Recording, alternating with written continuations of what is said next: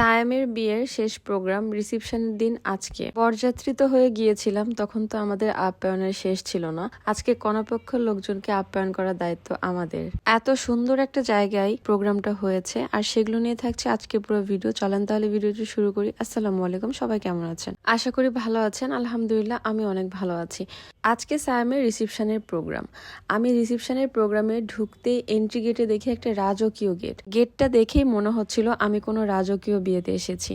আর ঢোকার পরে তো লাইটিং গুলো এত বেশি সুন্দর লাগছিল, সবকিছু এত সাজানো গোছানো ছিল, চারিদিকটা এত আলোকিত হয়েছিল, আমার এত বেশি ভাল লাগছিল যেটা বলে বোঝানো যাবে না। এই স্টেজের মতো যে জায়গাটা দেখছেন, এটা হচ্ছে কনে আর বরের বসার জায়গা, যেখানে আমরা সবাই অনেক বেশি ছবি তুলেছি, অনেক ভিডিওস করেছি। আসলে বিয়ে বাড়ি মানেই কিন্তু সবার সাথে দেখা হওয়া, ছবি তোলা, ভিডিও করা, এসবই আসলে বিয়ে বাড়ির অংশ।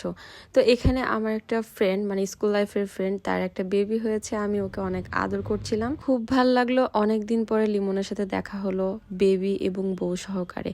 এরপর সাইমের কাছে গেলাম, যে বললাম তোর ফিলিংস কেমন বিয়ের পর বল। ওই তো বললো ওর ফিলিংস নাকি জটিল। যাই হোক, অনেক ফাজলামি ঠাট্টা করে আমি নেমে আসলাম, কারণ অনেকে এখানে ছবি তোলার জন্য ভিড় করছিল। আসলে বিয়ে বাড়িতে বর আর কনে থাকে মেন আকর্ষণ, আর তাদের সাথে ছবি তোলার জন্যই আমরা আসলে ভিড় করি। এরপর আমরা চলে গেলাম খেতে। এখানে কিন্তু আমাদের একটা মেয়ে ফ্রেন্ডও ছিল, সে আসে নাই সামহাও, আর এর জন্যই এতগুলো ছেলে ফ্রেন্ডের মধ্যে আমি একা মেয়ে ফ্রেন্ড পড়ে গিয়েছি। এনিওয়েজ, এখানে খাবারের মধ্যে একটা অন্যরকম ব্যাপার দেখেছেন।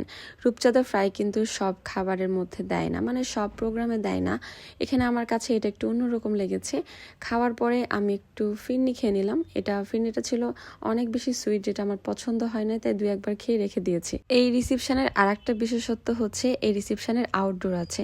এই আউটডোরে মিষ্টি এবং কফির ব্যবস্থা করা হয়েছে। খাওয়ার পরে আমি খেলাম মিষ্টি, এরপরে কিছুক্ষণ পরে হাঁটাহাঁটি করে কফিও খেয়েছি। অনেক কনভেনশন হল আছে যেগুলোর আউটডোর থাকে না, এটা আমার কাছে খুবই ভালো লেগেছে। খাওয়ার পরে একটু হাঁটাহাঁটি করতে পারছি, একটা ফ্রেশ বাতাস পাচ্ছি। এরকম খোলামেলা পরিবেশ কার না ভালো লাগে বলেন? রিসেপশন প্রোগ্রামে অনেক ছোট জায়গা থাকাতে অনেকেই বিরক্ত হয় বা অনেক সাফোকেশন ফিল হয়।